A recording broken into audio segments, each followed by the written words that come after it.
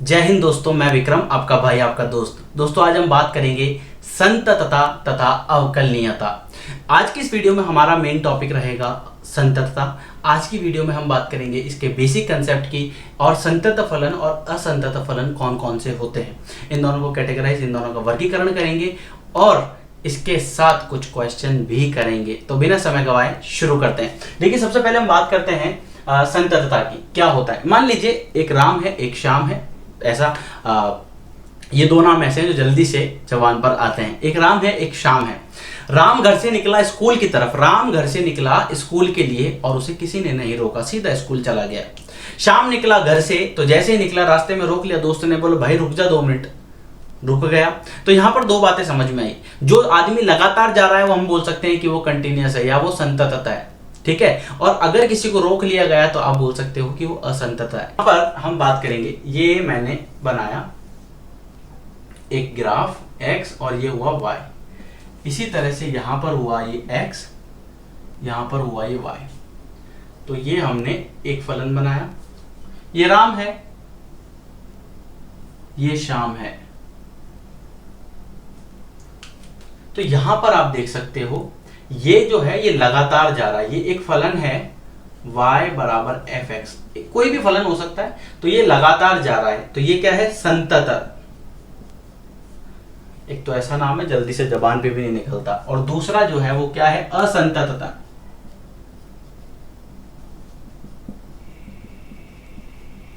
असंतत, समझ में आया। तो संतत फलन कौन सा होता है, जो लगातार जाता है। असंतत फलन कौन सा होता है, जो किसी पॉइंट पर रुक जाता है। जैसे मान लेते हैं हम ये x बराबर a पर ये फलन जो है वो टूट गया। अब आप इसको चाहो तो इस तरह से याद रख सकते हो। एक होता है ब्रेक, है ना। तो यहां पर क्या हुआ, ब्रेक। तो ये ब्रेक हुआ तो फलन क्या बन गया, असंतत। ये ब्रेक नहीं हुआ तो आप क्या बोल सकते हो कि वो फलन क्या हुआ, संतत फलन। ये क्लियर हुआ आपका। अब इसकी परिभाषा समझिए और इसके कंसेप्ट को थोड़ा सा और क्लियर कीजिए।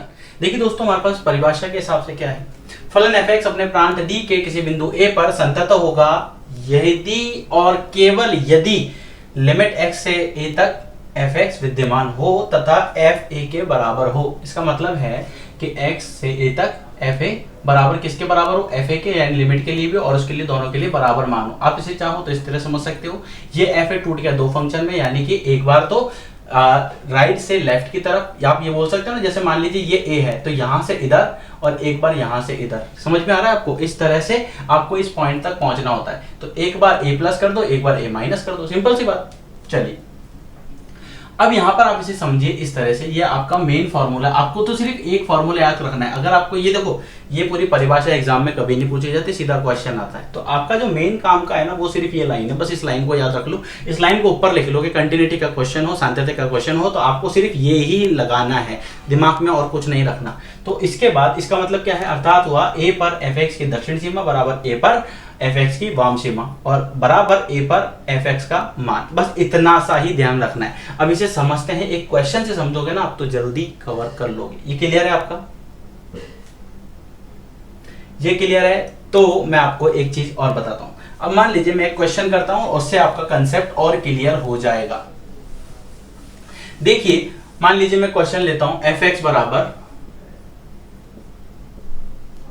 3x - 2 और x बराबर 1 पर फलन के संतत की जांच करनी है। बस इतना सा क्वेश्चन है। अब आपको क्या थ्योरी तो याद करनी है, आपको तो सीधा कंसेप्ट पता लगाना होना चाहिए कि ये अप्लाई करना है। तो क्या कह रहा है कि एक बार तो प्लस के लिए निकालो, एक बार माइनस के लिए निकालो और एक बार 1 के निकालो। तो सीधा सा x बराबर 1 रख दो तो ये कितना हो जाएगा, 3 1 - 2। 3 में से 3 एक कम, 3 - 2, 3 में से 2 गया तो बच जाएगा 1। अब क्या निकालनी है, किस पर निकालनी है, x बराबर a था ना, a की जगह अब यहां पर हमारे पास क्या है, 1। तो किस पे निकालनी है, limit x tend to 1 plus का मतलब हो गया 1 प्लस f(x). अब यहां पर आप देख सकते हो कि 1 प्लस, है ना। फलन आपके पास क्या है, f(x) फलन क्या है, 3x - 2।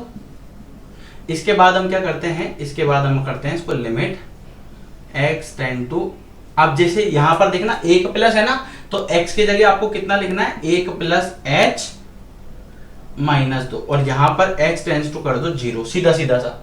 अब h की जगह 0 अगर आप रखते हो तो ये बच जाएगा, 3 में से 2 गया 1। इसी तरह से हम निकाल लेते हैं इसकी राइट हैंड लिमिट। ये हुआ इसका लेफ्ट वाला पोर्शन। अब हम बात करेंगे राइट हैंड लिमिट की। तो limit x tend to 1 minus, ये समझ में आया। तो यहां पर आप ध्यान रखना, अगर एक माइनस की बात कर रहा हूं तो 1 से कम करना है, तो फलन क्या है आपके पास 3x माइनस 2 ही है। तो यहां पर कितना हो जाएगा, limit h tends to 0, 3x की जगह आ जाएगा 1 माइनस h माइनस 2, h की जगह 0 रख दो तो कितना आ जाएगा, 3 में से 2 गया 1। अब आपको इस तीनों से क्या निष्कर्ष निकला, आपने एक चीज नोट करी कि f 1 पर मान, और इसका लेफ्ट हैंड लिमिट का मान, और इसका राइट हैंड लिमिट का मान।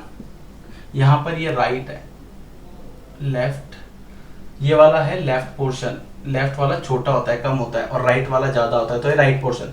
तो f ऑफ 1 बराबर लेफ्ट हैंड लिमिट बराबर राइट हैंड लिमिट, तीनों का मान क्या है, बराबर। इसका मतलब ये फलन जो है ये संतत है। सिर्फ इतना सा करना है, सिर्फ इतना सा, और कुछ दिमाग ही नहीं लगाना। और इसके अलावा भी आप क्या कर सकते हो, बड़ा सिंपल सा याद रख सकते हो। देखो सीधा हाथ है, राइट हैंड है, तो राइट हैंड हमेशा प्लस में होगा। देखो ये अगर a है, x बराबर a, तो ये कितना है, a प्लस होगा, और ये कितना है, a माइनस होगा। सिंपल सी बात है ना।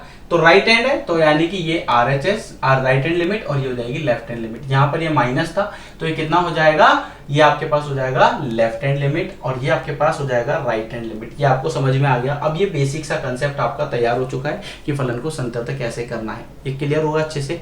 अब हम बात करते हैं कि कौन से फलन संतत होते हैं और कौन से फलन संतत नहीं होते। सिर्फ इतना ही आपको इस वीडियो में करना है। अब नेक्स्ट वीडियो जब हम करेंगे तो उसमें सिर्फ क्वेश्चन ही क्वेश्चन सॉल्व करेंगे, फिर आपको बराबर बार बार ये याद नहीं करना पड़ेगा। आपको सिर्फ टेक्निक पता होनी चाहिए, आपको कंसेप्ट पता होना चाहिए। देखिए दोस्तों, नेक्स्ट मैंने यहाँ पर लिखा है कि संतत फलन कौन से होते हैं और असंतत कौन से होते हैं। अगर फलन प्रांत के प्रत्येक बिंदु पर संतत है तो वो संतत फलन हुआ। अब कौन कौन से होते हैं, जैसे अचर फलन f(x) बराबर c नियतांक, तो ये कौन सा हुआ, एक अचर फलन जो है वो संतत होता है। तत्समक फलन f(x) बराबर x पर संतत है, या f(x) बराबर x एक फलन है तो वो संतत होगा।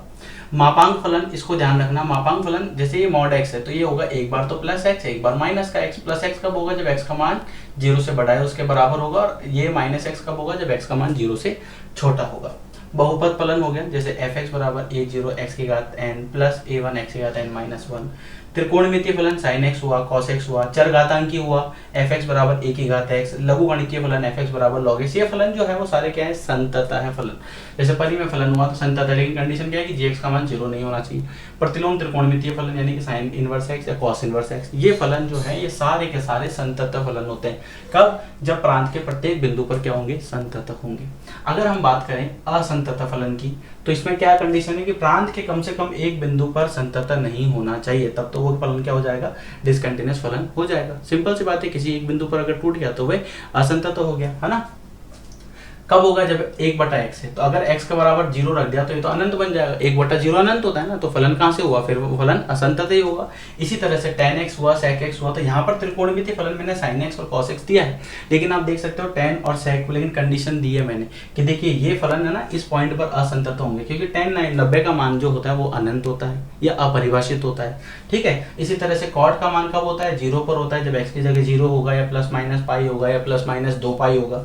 इसी तरह sin 1/x है तो x sin 1/x है, cos 1/x, अगर x का मान 0 रख देंगे तो ये कितना हो जाएगा, sin 1/0, और sin 1/0 कितना होता है, अनंत, और sin अनंत का मान क्या होगा, तो आप वो निकाल नहीं सकते, इसलिए आप क्या बोलोगे कि वो फलन जो है वो क्या है, असंतत है। किस पर, 0 पर। ये वाला फलन जो है वो 0 पर असंतत है।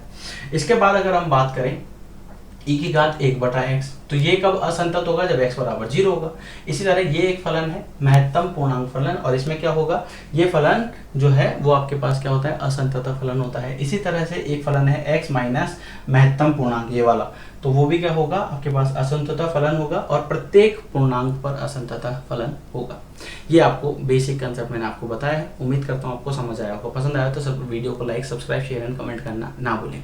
इस वीडियो में प्रॉपर पूरा थ्योरेटिकल पार्ट था, एक क्वेश्चन हमने किया है। नेक्स्ट वीडियो के अंदर केवल क्वेश्चन ही क्वेश्चन करेंगे। तो अगर आपको फिर भी कोई डाउट होता है तो आप मुझे कमेंट सेक्शन में लिख सकते हो, आप मुझे व्हाट्सएप से जुड़ सकते हो, डिस्क्रिप्शन बॉक्स में मेरा नंबर है। वैसे भी मैं नंबर आपको बता चुका हूँ, 820944 8347 ये मेरा नंबर है। आप चाहो तो मुझे व्हाट्सअप करके आपका जो भी प्रॉब्लम हो पूछ सकते हो सर, इस चैप्टर या टॉपिक से रिलेटेड। और अगर नेक्स्ट वीडियो जब आएगी तो उसमें हम सारे क्वेश्चन करेंगे, एग्जाम्पल जो इंपॉर्टेंट होंगे वो करेंगे, लेकिन क्वेश्चन तो ऑलमोस्ट सारे ही करेंगे। ठीक है, उम्मीद करता हूँ वीडियो आपको पसंद आया होगा। नेक्स्ट वीडियो में मिलते हैं एक धमाकेदार एक्सरसाइज के साथ।